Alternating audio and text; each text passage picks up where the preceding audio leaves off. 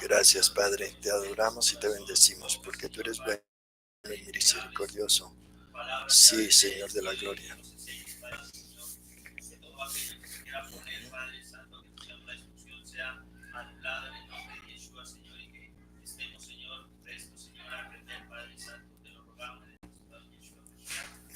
Amén. Abacados, me dirijo delante de tu presencia en esta tarde, claro y santo, para darte toda raba por ese amor, esa bondad, esa hetset que ha tenido para con nosotros, porque tu misericordia es desde la eternidad y de donde nace hasta donde se oculta el sol. Quiero agradecerte, Señor, por la obra mesiánica, porque tú, Señor, a través de tu Hijo, Señor, ha traído la redención, y porque nosotros hemos entendido, Padre, que solamente arrepintiéndonos, haciendo la techuvá y aceptando la obra expiatoria de nuestro justo Machía, y andando en la obediencia, seremos restaurados, seremos santificados, porque nuestra meta a donde nos quieres llevar es a la glorificación. Queremos, Señor, que tú nos ayudes, Señor, para que este proceso de la santificación se dé de la mejor forma, Padre Santo, y no haya en ninguno de los creyentes rebeldía, sino que haya disponibilidad, Señor, y un sentido de compromiso contigo, Padre. Te pido que bendigas a todos los que nos oyen, Señor, a través de estos medios, y a todos los presentes, Padre Santo. Estas familias, Señor, que sean tomadas, Señor, de tu mano, Señor, y que tú, Señor de la gloria, comience a administrar, Señor. Ministra, Señor, sobre cada hogar, Padre Santo.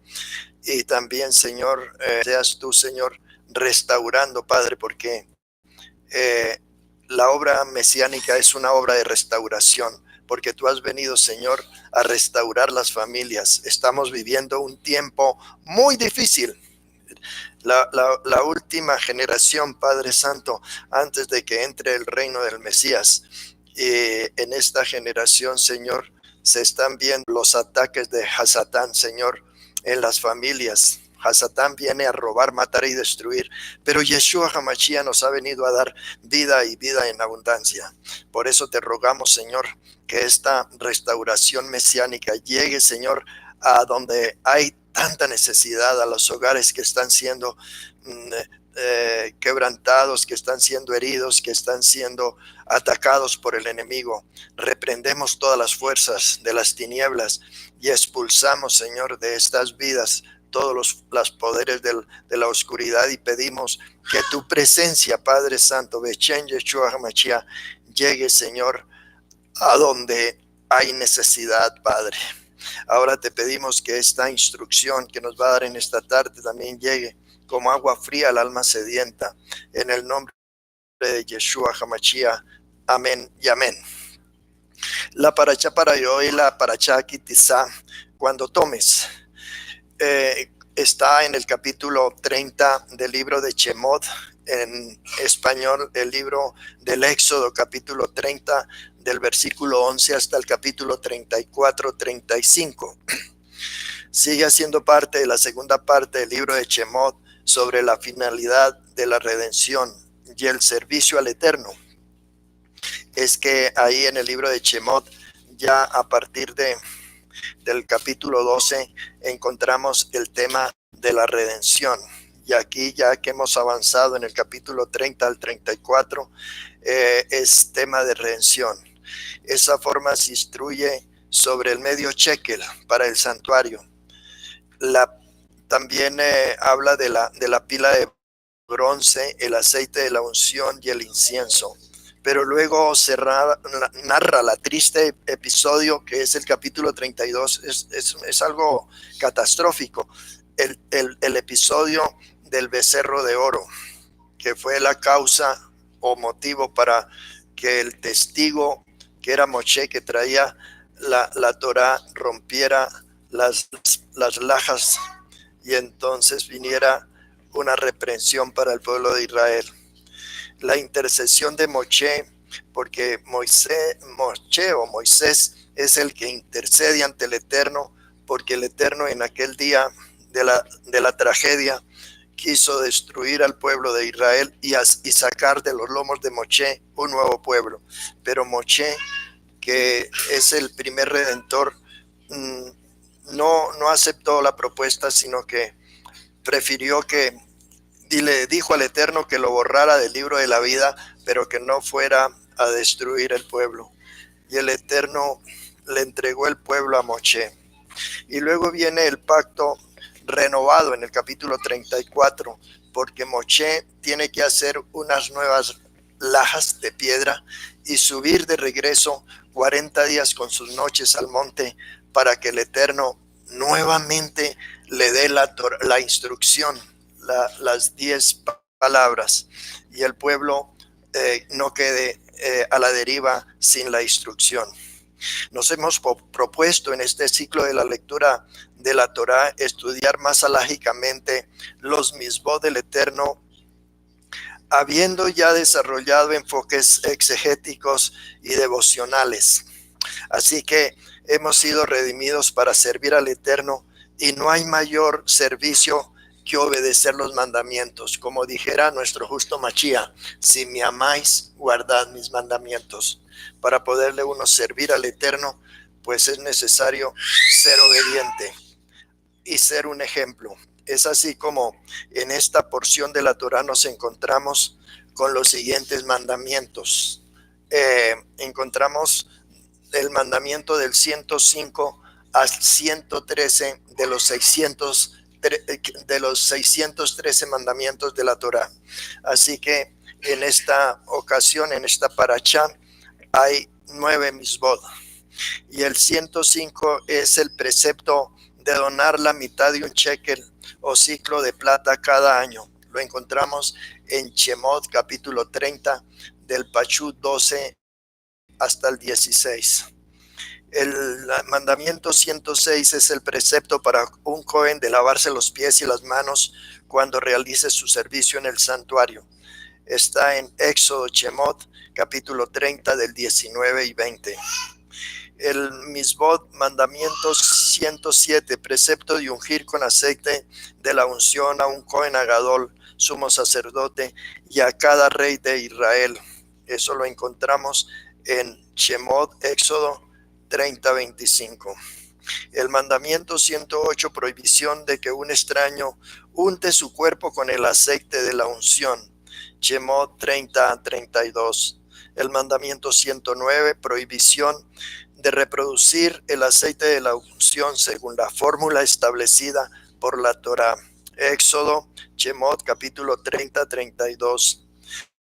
El mandamiento 110 es la prohibición de reproducir el saumerio según la fórmula establecida por la Torá. En el mismo capítulo 30 del Shemot, versículo 37. El mandamiento 111, prohibición de comer o beber una ofrenda a un ídolo. Éxodo 34, 12 y 15. Y el 112, precepto de dejar descansar la tierra de Israel en el 7º año. Éxodo 34, 21. Ese se llama el año sabático, que es el año de descanso para la tierra. Y el último, que es el 113, la prohibición de comer carne con leche, como está establecido en Éxodo 34, 21. En esa prohibición de comer carne con leche, dice exactamente la palabra que no cocerá el cabrito en la leche de su madre. El primer precepto, que es lo que vamos a tocar en esta parashá, lo encontramos, como lo dije anteriormente, en Shemot capítulo 30, Éxodo capítulo 30, del 12 al 16, y dice de la siguiente manera. Vamos al original, vamos a leerlo en la lengua original y también en nuestra lengua española. El versículo 12 del capítulo 30 dice: Kitisa el ros bene Israel lifzukude benatenu iskot fer napcho la Adonai viskon otam velo yei bamen nefes vinkon otam, que traduce: Cuando tomes el número de los hijos de Israel conforme a la cuenta de ellos, cada uno dará al Eterno el rescate de su persona cuando los cuentes, para que no haya en ellos mortandad cuando los haya contado. Y el versículo 13 dice: Se itenu kol aover al apekudim mahasin achechem bechechen akodes errin hera achechem ahasid achechem teruma la Adonai. Traduciéndolo al español dice: esto dará todo aquel que sea contado medio ciclo conforme al ciclo del santuario. El ciclo es de 20 jeras. La mitad de un ciclo será la ofrenda de Adonai. El versículo 14 dice: Kol aover al apekudim niven esrim shana bamala iten teruma Adonai. Y dice: todo el que sea contado de 20 años arriba dará la ofrenda al Eterno. El versículo 15 dice: Beachir lo yarbe beada lo yamid mimahatzin a chekel laten el terumá Adonai lejaper al nachotegen. Y en español dice: ni el rico aumentará, ni el pobre disminuirá del medio ciclo, cuando diere la ofrenda al Eterno para hacer expiación por nuestras personas. Y concluimos con el Pachú 16. Belahakta el Kesed Akipurin Meet Bene Israel Benatata Oto al Abodá Oel Meoed Beaya Limne Israel Le Sicaron Limne Adonai Le Japer al Nachotegen. Y tomarás de los hijos de Israel el dinero de las expiaciones y lo darás para el servicio del tabernáculo de reunión, y será por memorial a los hijos de Israel delante del Eterno para hacer expiación por vuestras almas. Hemos acabado de leer ese mandamiento en la lengua original y en la lengua de nuestra Keilah. Quisiéramos responder algunas preguntas que se levantan de la lectura del mandamiento. Vienen como 9 preguntas. La primera es: ¿está prohibido los censos? Segunda pregunta: ¿el mandamiento es para los reyes o para cualquier judío que cuente a otros judíos? Tercera pregunta: ¿por qué hay que pagar un rescate cuando se hace un censo? Cuarta pregunta: ¿por qué tanto detalle en determinar lo que vale un shekel? Quinta pregunta: ¿obliga a todos los judíos, hombres y mujeres, pagar el medio ciclo? Sexta pregunta: ¿por qué no menores de 20 años? Séptima pregunta: ¿qué tenía que ver el santuario con lo que se recogiera en un censo? Octava pregunta: ¿el mandamiento fue solo para hacer el tabernáculo o tiene algún alcance perpetuo? Y la última y novena pregunta: ¿qué tiene que ver la expiación con estos asuntos de dinero? Entonces parece que tiene que ver algo. Y viene otra pregunta que la vamos a analizar, y nos hacen la pregunta siguiente: ¿cuál es el sentido general del pasaje que vamos a analizar?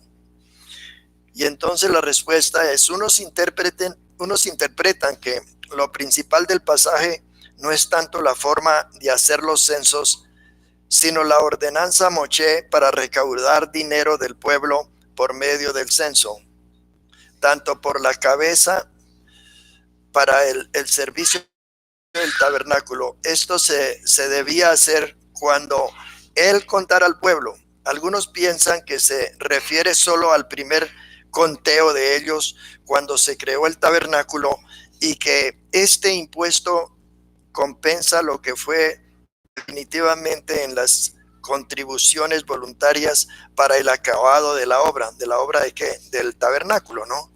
O más bien para el comienzo del servicio en el tabernáculo. Otros piensan que la ordenanza fue dada para ser repetida en cualquier emergencia y siempre y cuando la gente fuera contada. O sea que no se podía contar directamente, sino a través de un donativo. Pero las escuelas rabínicas son de la opinión que iba a ser un tributo anual, que solo fue iniciado cuando Moshe numeró primero la gente. Entonces nace otra pregunta: ¿están prohibidos los censos? Porque dice que para que no haya muerte. O sea, es como si quisiera decir que si se hacen censos y se cuenta, que entonces va a haber mortandad. Entonces la pregunta: ¿están prohibidos los censos? No es que los censos en general estén prohibidos. De hecho, debido a un censo ordenado por los romanos, los padres de nuestro Rebbe, Yeshua HaMashiach, tuvieron que viajar de Nazaret en Galilea a Belén en Yehudá para empadronarse, y así se pudo cumplir la profecía de Miqueas capítulo 5 versículo 2, que dice lo siguiente: tú, Belén Éfrata, pequeña para entrar entre las familias de Judá, de ti me saldrá el que será Señor en Israel, y sus salidas son desde el principio, desde los días de la eternidad. Tampoco es que los censos dentro del pueblo de Israel hechos por los mismos israelitas estén prohibidos, sino que se deben cumplir ciertas condiciones para efectuar el censo. El mismo Eterno ordenó varias veces censar al pueblo. Ahí lo podemos ver en el libro no solamente de Shemot, sino también de Bamidbar, o sea, Números. La frase en hebreo dice literalmente: cuando alces la cabeza, que ese es el título de la parashá, Titkisa et Rosh, Titkisa el Rosh, cuando alces la cabeza, para querer decir cuando tomes censo. Pero según el Rabí Rashi, cuando se desee tomar, es decir, hacer la cuenta total del número de los israelitas para saber cuántos son, no se cuentan por cabeza, es decir, directamente. No debía contar a cada persona individual y directamente. En vez de eso, que cada uno entregue un medio ciclo, que se llama shekel, de plata, y luego contar los ciclos. De este modo se sabrá el número total de personas. El versículo indica que cuando se desea hacer el censo de Israel, no hay que hacerlo directamente, sino que cada individuo debe entregar un objeto, cualquiera que sea, expiaciones por su alma. O sea que ese objeto es para hacer expiaciones por su alma. Y luego contar los objetos para indirectamente saber cuántos individuos hay. Según Sifte Jajamín, también se puede haber utilizado otro objeto en vez de los medios ciclos de plata, pero una vez que era necesario entregar algún objeto, se eligieron los medios ciclos de plata para obtener la plata necesaria para fabricar las basas del tabernáculo. De esta manera de entender el mandamiento, es costumbre en las comunidades judías ortodoxas, ¿no?, que el Hazán no cuente directamente las personas para averiguar si hay minyan. Ustedes saben que el minyan son el número de 10 que tiene que haber en una casa de estudio para que se comience una reunión. Se suele contar las kipot o los leads, pero no las personas. Y a otra pregunta: ¿por qué no contar directamente? Las escrituras dicen para que no haya plaga en ellos. En el segunda de Samuel, capítulo 24, del 1 al 10, que les dejo la tarea a ustedes para que lo estudien en casa, capítulo 24, del 1 al 10, se cuenta que el rey David, desatendiendo la condición ordenada, hace el censo a todos los israelitas, e inmediatamente después una plaga afectó al pueblo. En esa escritura la encontramos, y a consecuencia de la cual murieron 70,000 personas. Esta forma indirecta de censo es interpretada en un aspecto amplio de ideas. Esta variedad de ideas surge de la dificultad para comprender la razón de la misma Torá que ofrece para este censo indirecto, a saber, habrán de ofrecer cada hombre el rescate de su alma ante Adonai, al censarlos, para que no haya en ellos mortandad al censarlos. Está en el mandamiento del capítulo 30, versículo 12. La palabra Negev se traduce como plaga. También se puede traducir abstractamente como mortandad y quiere decir también derrota u obstáculo. El contar directamente hace que uno pose los ojos sobre lo que va contando. Rashi, reconociendo dentro del judaísmo una explicación ampliamente transmitida y fuertemente popularizada en la Edad Media, dice literalmente, ya que cuando se procede a censar o a contar algo, domina en ellos el ayin hará, que traduce el ojo maligno o el ojo malo. Popularmente mal de ojo, ha sido objeto de escritores y comentaristas tanto en el Talmud como en toda la literatura rabínica. Algunos exégetas, entre ellos el rabí Yisa Aramá y Abarbanel, dicen que individualmente esto era una creencia popular muy difundida. Rashi y Isat Aramá, el rabino Yisar Aramá, captando esta suposición, entiende que la Torá, para desarraigar la misma mal, trata de hacerlo gradualmente. Es por ello que le dirá al hombre que a través de este medio ciclo de moneda equiparable para cualquier persona de la época que él aporta para un fin noble, su error será expiado. Otro comentarista, Recanati, citando a su vez el libro del Zohar, llama Ayin Ara, el ojo malo, también Midad Adin, que traduce el atributo de rigor, que es uno de los atributos del Eterno. El esquema que presenta Recanati es el siguiente: todo lo que posee el ser humano, incluyendo su misma vida, es una bendición del Eterno. Y es verdad, ¿no? Nosotros no somos dueños de nada. Todo es de Él, incluyendo nuestra vida. El hombre tiene que aceptarlo con modestia, entendiendo lo efímero que es todo lo que posee, incluyendo su vida. Cuando el hombre cuenta su riqueza o el número de personas que posee su grupo, su tribu o su ejército, se debe a una suerte de soberbia del hombre, pareciendo indicar con ello la posesión absoluta de las cosas o personas, cosa que provoca la ira del Eterno. Y esa ira se manifestará por medio de la naturaleza misma creada por el Eterno. En este caso son las plagas. Por eso dice, para que no sean castigados con plagas, que afectará al hombre soberbio o al hombre que asume actitudes de soberbia. Por eso hay la importante de seguir al Mesías y escuchar sus enseñanzas. Una de las enseñanzas que da Mashiach es la humildad. Aprendan de mí, que soy manso y humilde de corazón, y hallaréis descanso para vuestras almas. De aquí sale otra pregunta: ¿por qué se escogió que la cuenta se hiciera a través del medio shekel? ¿Por qué? Y entonces vamos a ver el por qué según los comentaristas.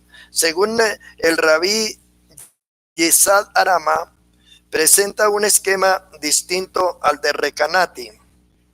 Él entiende, citando a su vez fuentes rabínicas, que el humano es dual y que esta condición es inherente en su misma creación. Por lo tanto, está compuesto de impulsos positivos que él llama fuerzas, así como de impulsos negativos.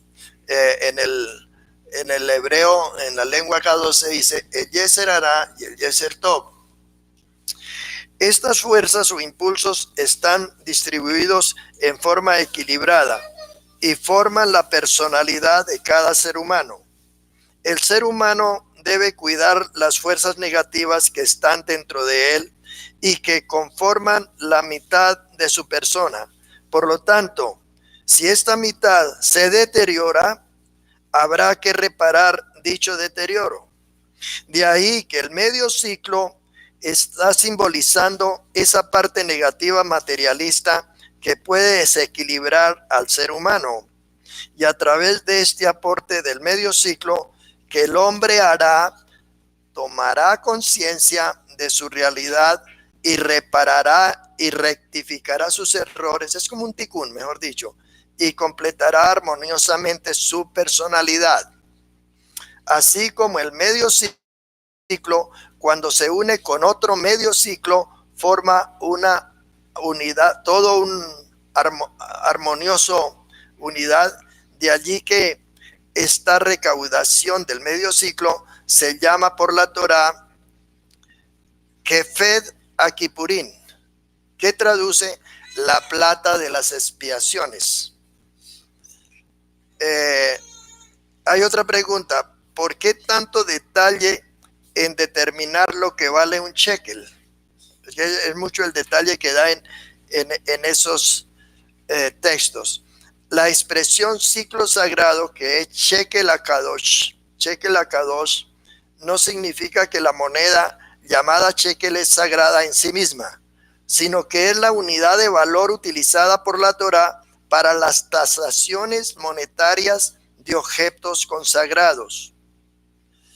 Traducimos shekel HaKadosh como shekel del santuario, queriendo indicar con ello que ese shekel se usaba para usos sacros, como por ejemplo para Pidyon Aben, que traduce el rescate del hijo primogénito, que se usaría para el rescate del hijo primogénito. O sea que tiene un sentido muy noble. La expresión Arajim plural, hereje, que es valor, Arajim es valores. Valores designa las sumas fijas de dinero que un individuo o grupo de individuos ha prometido destinar al templo según el valor relativo de su persona. La cantidad de dinero que había de dar el que hubiera hecho la promesa era determinado por la Torá y dependía de su sexo, edad, utilizando como medida de valor el ciclo de plata, como puede verse más adelante en el libro de Vayikra, capítulo 27, del 1 al 8. Y dice a continuación en Vayikra, capítulo 27, del 1 al 8. Cuando alguno hiciere especial voto al Eterno, según la estimación de las personas que se haya de redimir, lo estimarás así. En cuanto al varón de 20 años hasta 60, lo estimarás en 50 ciclos de plata, según el ciclo del santuario. Y si fuere mujer, la estimará en 30 ciclos. Y si fuere de 5 años hasta 20, el varón lo estimará en 20 ciclos y la mujer en 10 ciclos. Y si fuere de 1 mes hasta 5 años, entonces estimarás al varón en 5 ciclos de plata y a la mujer en 3 ciclos de plata. Mas si fuere de 60 años o más, el varón lo estimará en 15 ciclos y la mujer en 10 ciclos. Pero si fuere muy pobre para pagar su estimación, entonces será llevado ante el sacerdote, quien fijará el precio conforme a la posibilidad del que hizo el voto. Le fijará precio el sacerdote. También en Vayikra, capítulo 27, del 16 al 19, así también una persona ha consagrado al templo un campo heredado de sus ancestros, con lo que éste adquiere la condición de shekel consagrado y luego desea redimirlo, la Torá fija una cantidad específica que debe pagar. Y leemos Vayikra 27 del 16 al 19. Dice así: si alguno dedicare de la tierra de su posesión al Eterno, tu estimación será conforme a su siembra. Un homer de siembra de cebada se valorará en 50 siclos de plata. Y se dedicare su tierra desde el año del jubileo, conforme a su estimación quedará. Mas si después del jubileo dedicare su tierra, entonces el sacerdote hará la cuenta del dinero conforme a los años que quedaren hasta el año del jubileo, y se rebajará de su estimación. Y si el que dedicó la tierra quisiere redimirla, añadirá a tu estimación la quinta parte del precio de ella, y se le quedará para él. Medio ciclo por cabeza según el ciclo del santuario a todos los que pasaran por el censo. Al igual que con las tasaciones personales, la unidad de valor utilizada era el ciclo de plata. Así pues, cuando la Torá habla aquí del ciclo sagrado, se está refiriendo a la unidad de valor utilizada para evaluar estos dos casos de consagración de propiedad al templo. De allí también que el idioma hebreo bíblico se llama Lachon Kadosh, que traduce la lengua santa, ya que este es el idioma usado también para fines sagrados. Así que hay monedas para fines sagrados y hay un idioma para fines sagrados.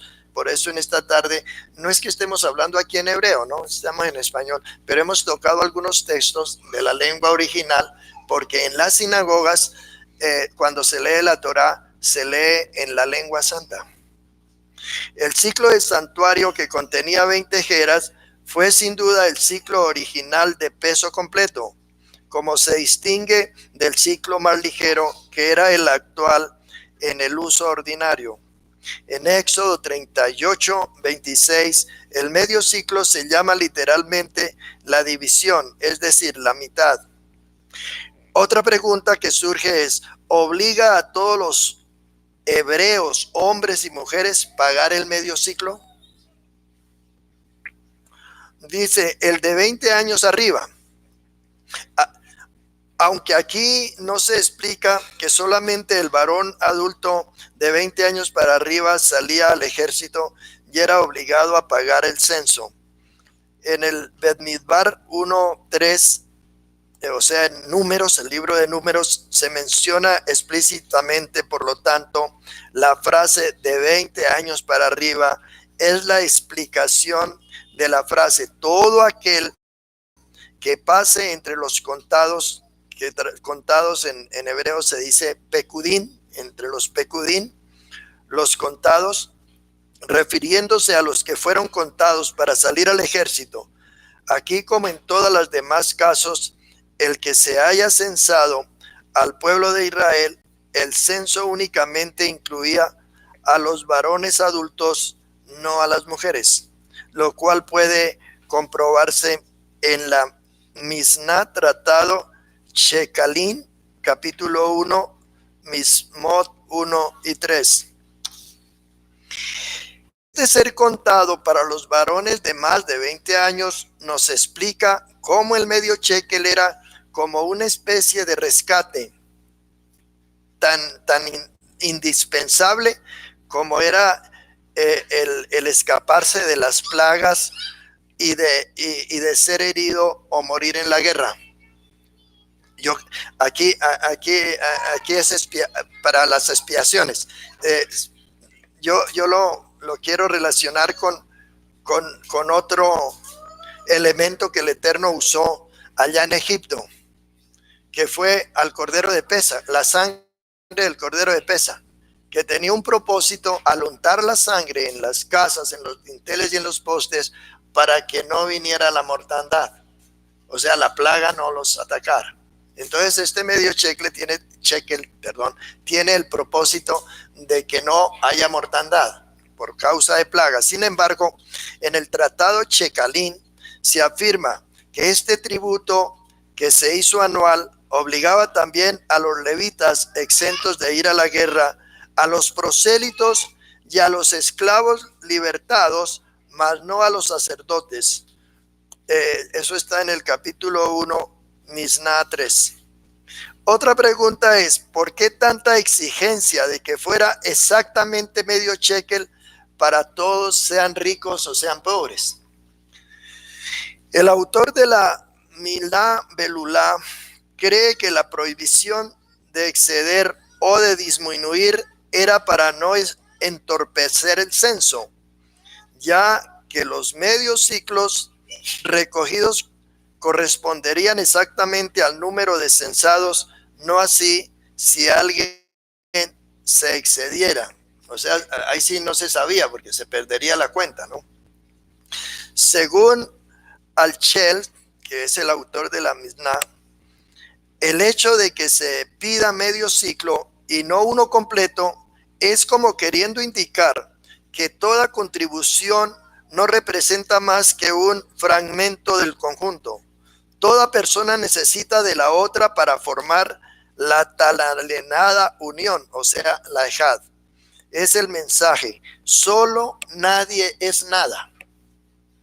Por eso cuando Dios creó todo y la corona de la creación, que fue el hombre, estaba solo allá en el Gran Edén, y todo era, claro, armonía, y todo era santidad, y todo era gloria. Sin embargo, y dijo Dios que todo era bueno, pero algo dijo que no era bueno. Entre solo una cosa dijo: no es bueno que el hombre esté solo. Bueno, es una relación. Según Alchek, el hecho de que se pida medio ciclo y no uno completo es como queriendo indicar que toda contribución no representa más que un fragmento de conjunto. Toda persona necesita a la otra para formar la tan anhelada unión. Es el mensaje. Solo nadie es nada. Otros exégetas creen que la verdadera razón es que la Torá quiere recalcar que tanto el rico como el pobre necesitan la misma expiación para sus almas, y que éstas no tienen valoraciones diferentes condicionadas por posesiones materiales o por falta de ellas. Los ricos no tenían que dar más, ni los pobres menos, para revaluar que las almas de los ricos y los pobres son preciosas por igual, y que el Eterno no hace acepción de personas, como lo confirmamos en el libro de Geburot, o Hechos en español, capítulo 10, 34. O que, como dice Job en su capítulo 34, 19, cuanto menos aquel que no hace acepción de personas, de príncipes, ni respeta más al rico que al pobre, porque todos son obra de sus manos. Eso es lo que dice Job. En otras ofrendas los hombres dan de acuerdo a su capacidad, pero en esta, que era el rescate del alma, debe ser igual para todos, pues los ricos tienen gran necesidad del Eterno y del Mesías como los pobres, y los pobres son tan bienvenidos a él como los ricos. Ambos contribuyeron al mantenimiento del servicio en el templo, porque ambos tenían un mismo interés en el templo, como beneficiaban o se beneficiaban de él. En el Eterno y en sus ordenanzas se tiene que juntar ricos y pobres, pues el Señor es el creador y es él el redentor de ambos, como dice el libro de los Proverbios, capítulo 22, 2. El rico y el pobre se encuentran, y a ambos los hizo el Eterno. Los rabinos llegaron a decir: si un hombre se niega a pagar el tributo, no será contado en la expiación. Así que era importante, o sea, nadie podía negarse, porque de lo contrario no sería contado en la expiación. Lo que demuestra que los israelitas eran de igual estima a los ojos del Eterno. Sus diferencias en este mundo no hacen ninguna diferencia, siendo sus salvos a tener una participación igual en el servicio y en el santuario del Eterno. Y el precio fue fijado tan bajo que el hombre más pobre podría llevar o llegar a pagar, e incluso Maimónides llegó a decir: si vive de limosna y que mendigue de otros o venda su ropa para pagarlo. Esto demuestra la igualdad de los redimidos y que fueron rescatados por el Señor, porque aunque algunos pecados y pecadores son mayores que otros, y algunos son redimidos de más pecados que otros, pero se pagó un precio para todos, que es la sangre del Cordero de Dios que quita el pecado del mundo, derramado en el monte Morillá. Fue una sola ofrenda, y con esa ofrenda vino a redimirnos a todos. Otra pregunta: ¿qué tiene que ver la expiación con estos asuntos de dinero? Según Rachi, se paga ese dinero en el sentido de que no sean afectados por la plaga a causa del censo.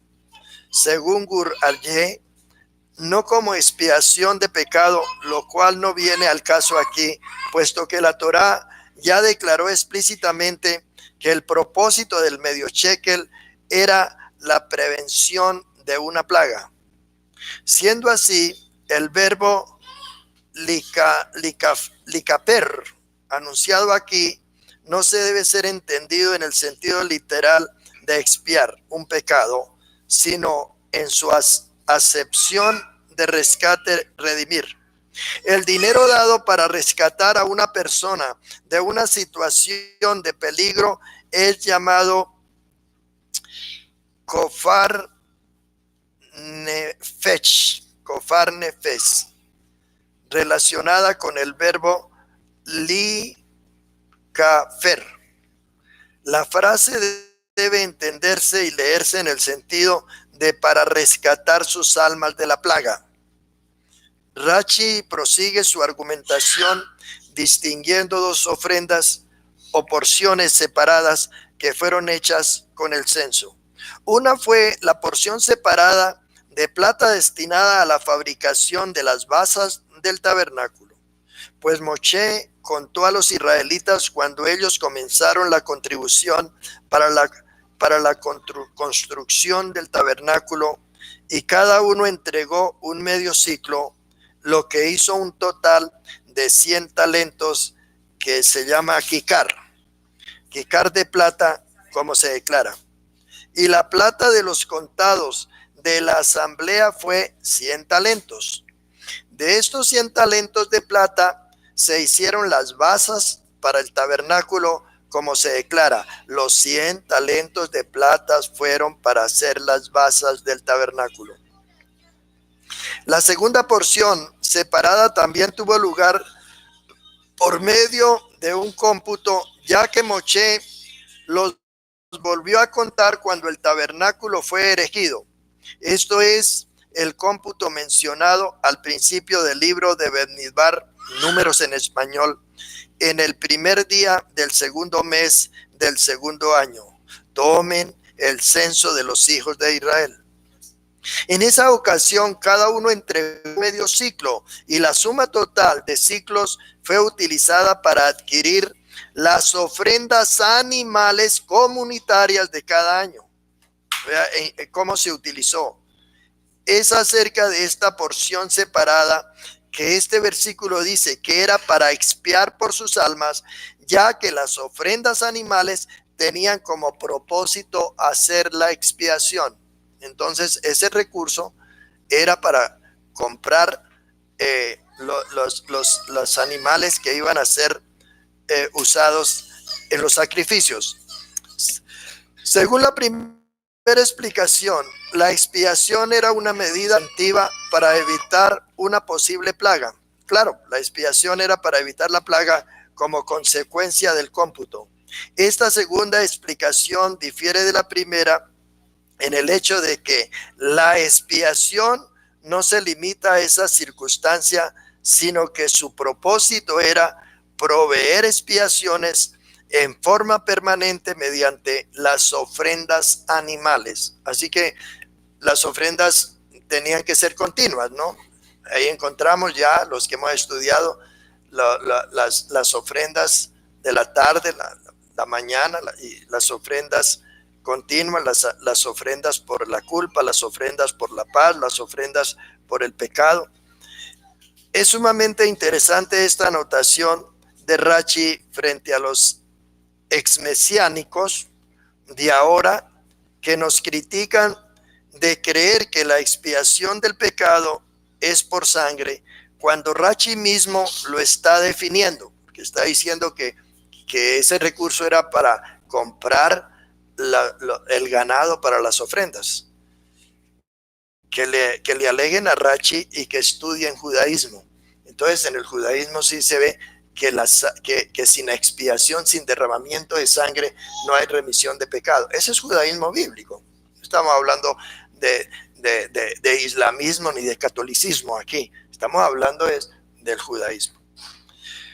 Kofer ha adquirido el mismo sentido griego. El kofer ha el mismo sentido griego de autpop. Autpop es un pago por el que el culpable es redimido.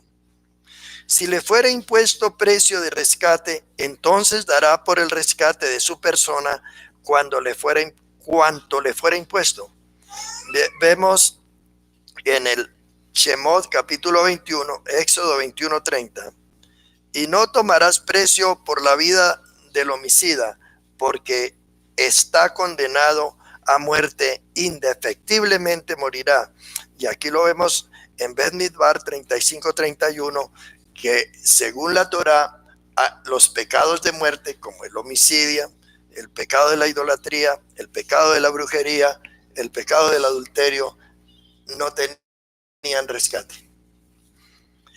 Este es el significado que tiene el pasaje que tenemos delante de nosotros, donde se dice que el alma es protegida por el kofer, de manera que es capaz de venir sin peligro, de venir sin peligro delante de la presencia del Santo bendito es.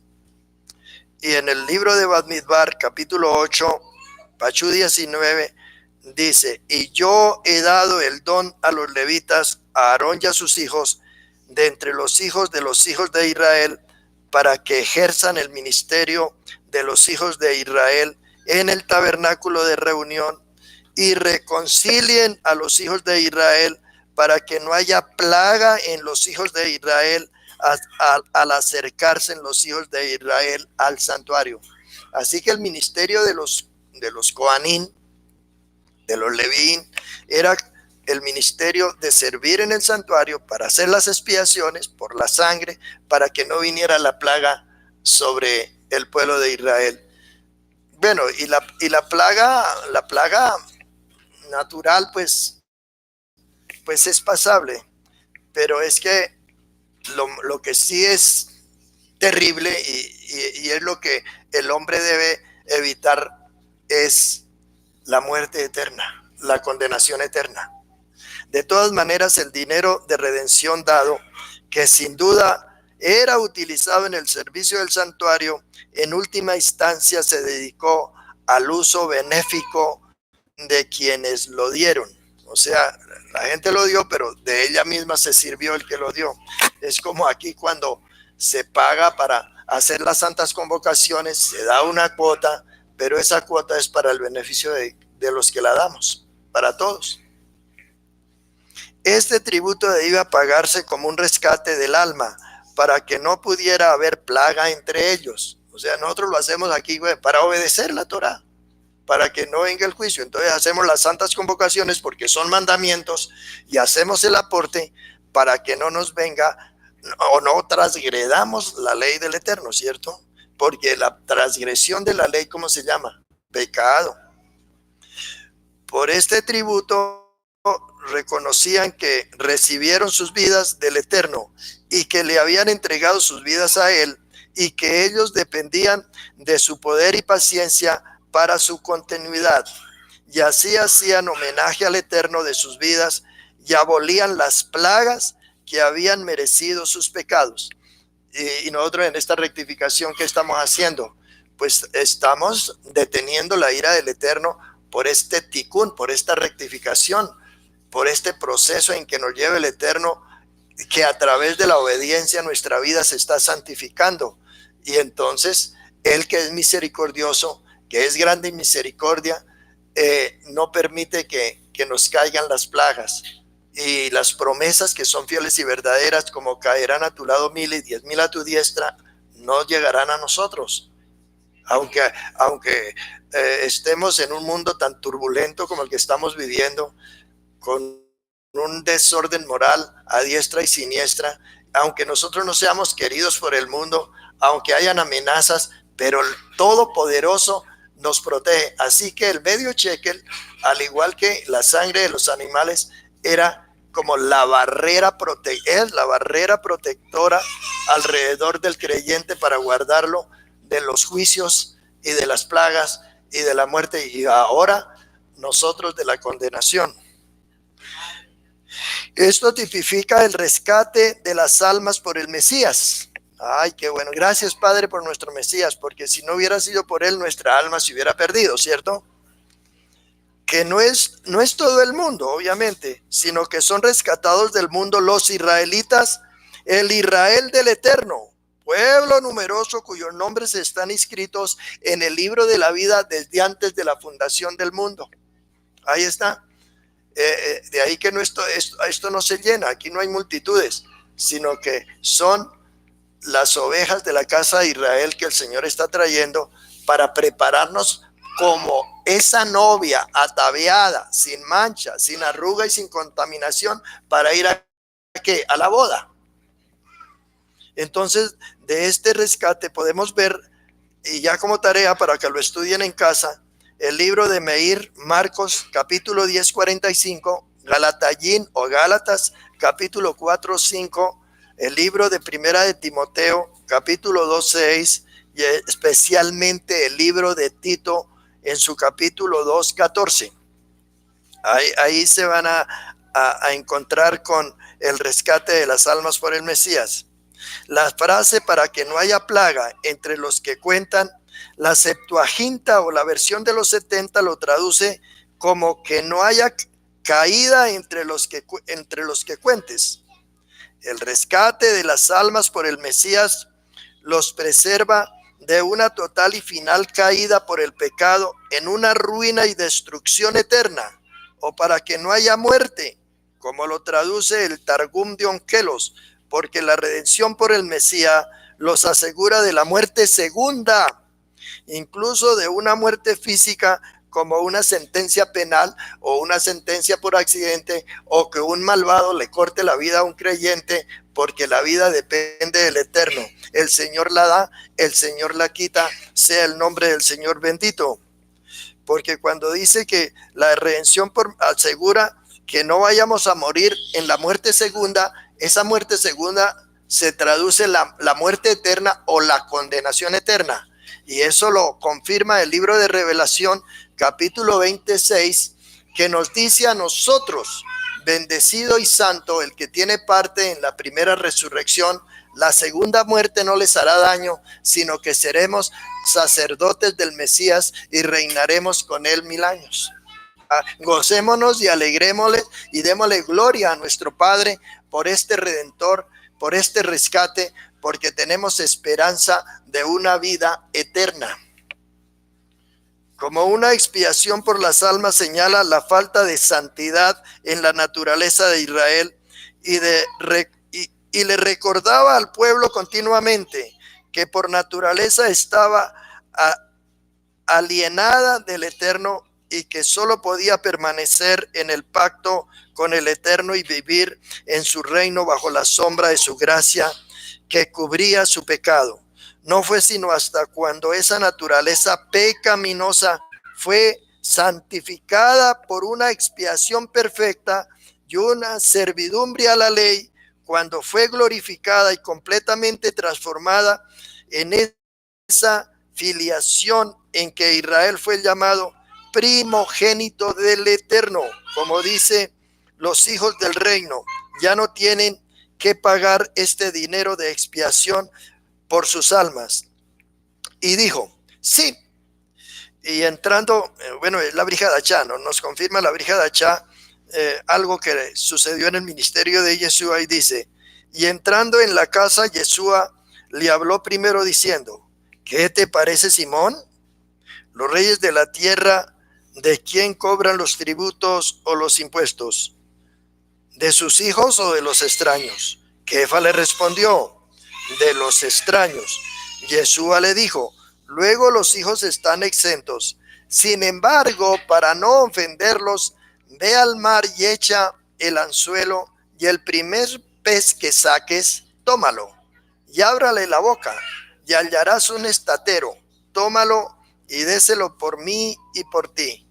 Acabamos de leer Mateo capítulo 17 del 25 y 26. Pero debemos de caer en la cuenta que el dinero por sí mismo no rescata ni la vida ni el alma, sino que solo se puede usar para honrar a aquel que ha hecho nuestro rescate y para el mantenimiento del tabernáculo y del evangelio por el que el rescate se aplica. O sea que sí, aquí hay ofrendas, sean ofrendas, sea el maxer, pero esto es para que la obra del Señor se siga extendiendo y sigamos llevando el testimonio y el mensaje de la obra expiatoria. Y ya para terminar, la última pregunta dice, ¿el mandamiento solo fue para iniciar el tabernáculo o tiene un alcance perpetuo? Vamos a ver. Como hemos visto, el mandamiento era sobre la forma de hacer los censos. Hemos visto que la forma de hacerlo es recolectando medio shekel por varón mayor de 20 años. Pero el versículo 16, con el cual termina el mandamiento del capítulo 30 del Éxodo, añade que será por memorial para los hijos de Israel. O sea que es perpetuo.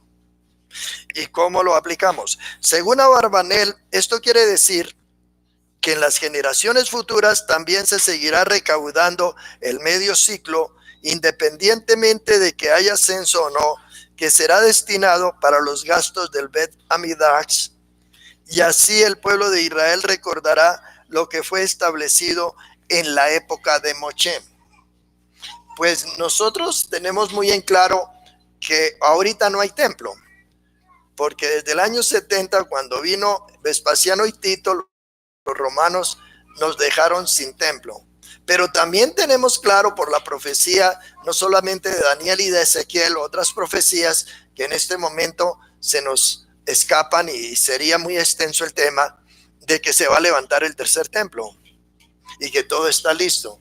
Y también tenemos muy en claro, según Malaquías capítulo 14, que en el reinado del Mesías habrá templo.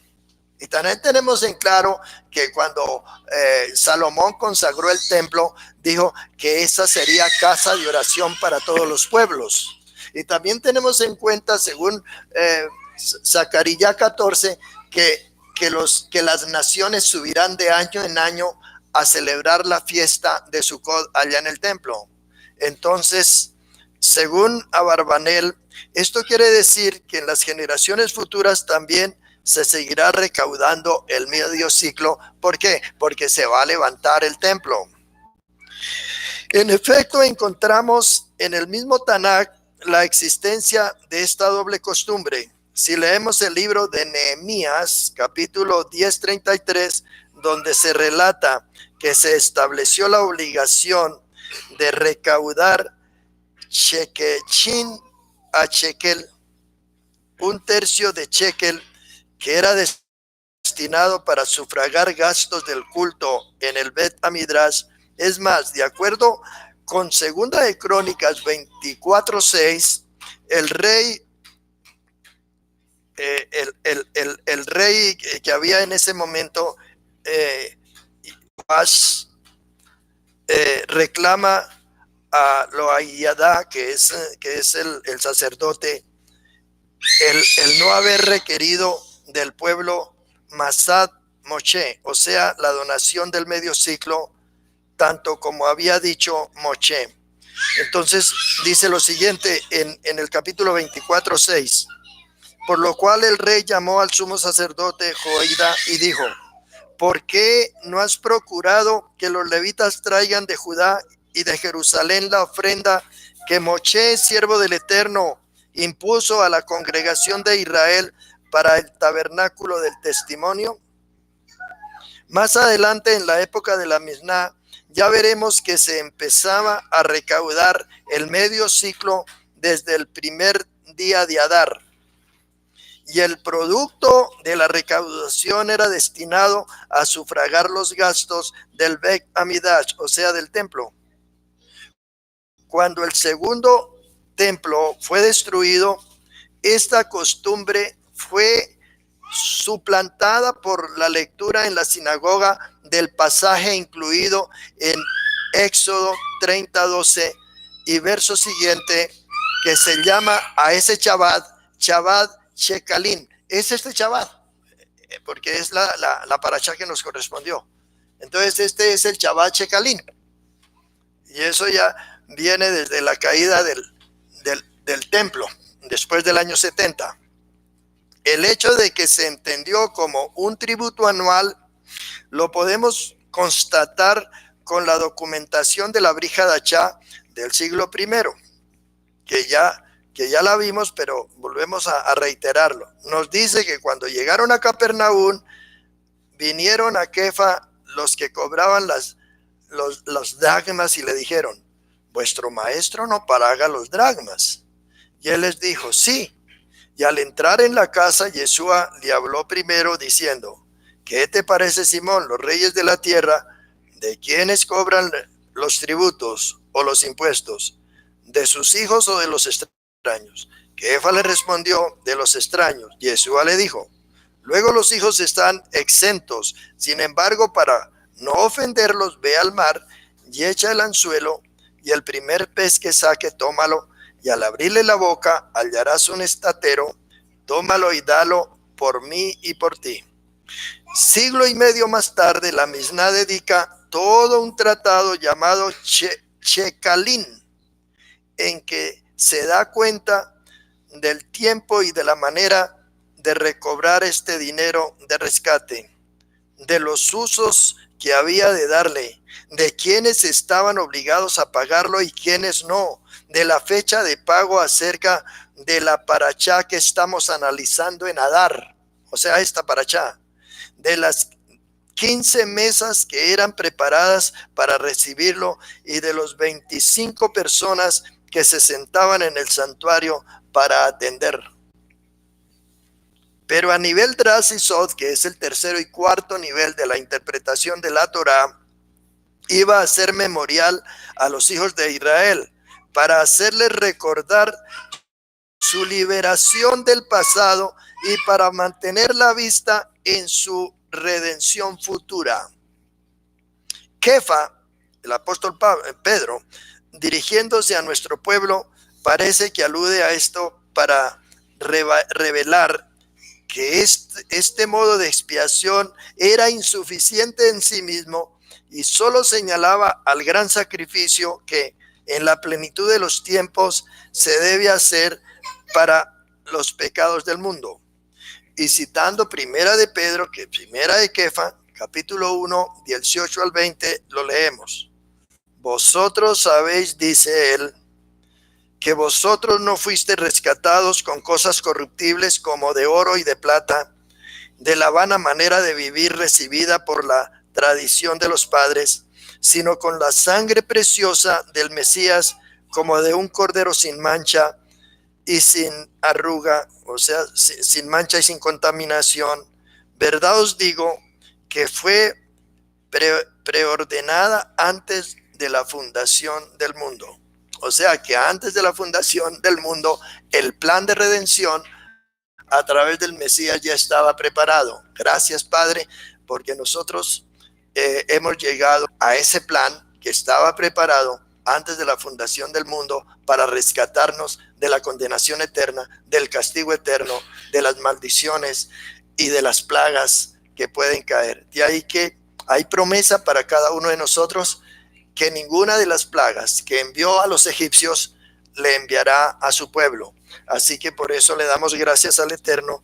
Por lo tanto, este mandamiento que hemos venido estudiando apunta al Mesías por sí solo y a la expiación por su sangre, y que el que no está interesado en esa expiación, plagas del Eterno deben esperarse que caigan sobre él y sobre esta humanidad. Estamos ya viéndola, ¿no? Acabó de pasar por el mundo una pandemia que dejó muertos allí y acá.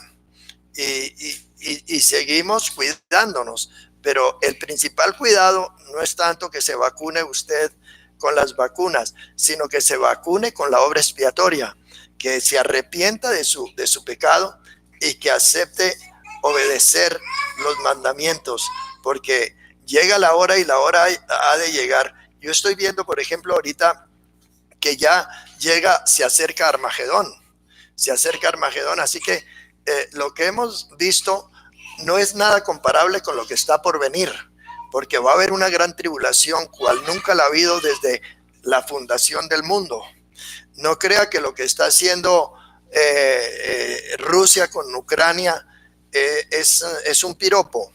Eso es el principio, porque Rusia va a seguir avanzando a pesar de todo el apoyo que le están dando especialmente Occidente a Ucrania, pero Rusia se va a unir con el imperio chino, porque eso se sabe que eso está predestinado, está profetizado en el libro de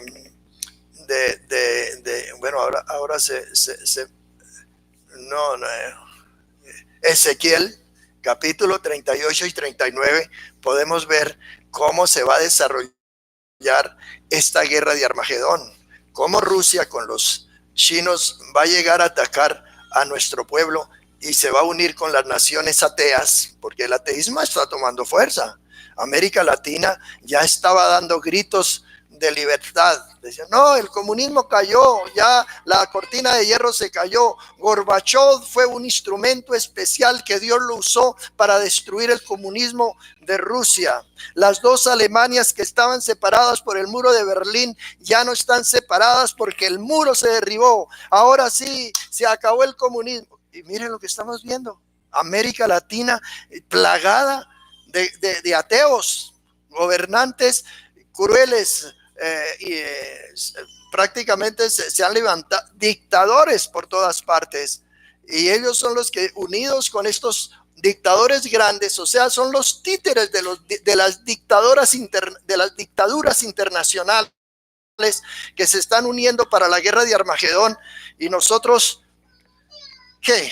Tenemos que también hacer la guerra, tenemos que hacer la guerra espiritual, porque no tenemos guerra contra carne y sangre, sino contra potestades, contra principados, contra fuerzas de maldad. La parachá pasada hablábamos de que teníamos que ponernos la vestidura del Eterno, y la vestidura del Eterno, que era el sumo sacerdote, es la vestidura de Mashiach, santos, de entrañable misericordia, de benignidad, de bondad, de mansedumbre, de templanza. De eso es que tenemos que estar revestidos y orando sin cesar, estar siempre gozosos, orar sin cesar, porque la guerra que están haciendo con armas, nosotros la vamos a ganar no con espada, no es con espada ni con ejércitos, sino con la presencia del Eterno, con la Ruach HaKodesh, que tenemos que vencer, unirnos con el pueblo de Israel, ya se levantará el templo, claro, pero los ataques van a ser fuertes, porque antes de que venga el Mesías se irá a dar esta gran batalla, y solamente el que va a venir a liberar al pueblo de Israel será Mashiach. Que venga Mashiach, que venga ya. Abacados, queremos agradecerte en esta tarde esta oportunidad que nos concediste desde esta casa de estudio, de haber podido estudiar este mandamiento y de haber podido entender lo que apunta proféticamente a la obra expiatoria de nuestro justo Mashiach. Te pido que bendigas a todo tu pueblo, a nuestro pueblo Israel, a las comunidades, no importa, son ortodoxos, pero es pueblo tuyo, Padre Santo. Te aman, Padre Santo, aman tu Torah, Padre Santo.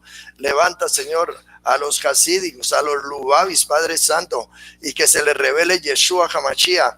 Pero a este pueblo, a la casa de Efraín, rescátala de entre las naciones, Padre, porque Edom lo tiene atrapado. Rompa las coyundas, rompa las ligaduras, rompa, Señor de la gloria, los lazos que los tienen atados, Señor, para que salga, Señor, este pueblo cristiano sea liberado, Señor de la gloria, de sus dogmas romanos, y vengan a escuchar la Torá, Padre Santo, para que tú le reveles la verdad absoluta y eterna. Te pido, Señor de la gloria, que esta pared que fue derribada por Machía, Señor, se mantenga, y que la unidad de los dos palos que dice Ezequiel en su capítulo 37 del versículo 15 en adelante se dé pronto y en nuestros días, porque queremos a Machía, lo queremos ya. Que Adonai te bendiga, te guarde, haga resplandecer tu rostro y ponga en ti Shalom Ubraja, paz y bendición.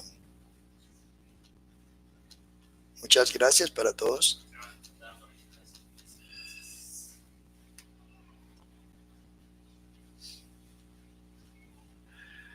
Vamos a cantar Estoy confiando, Adonai, en ti.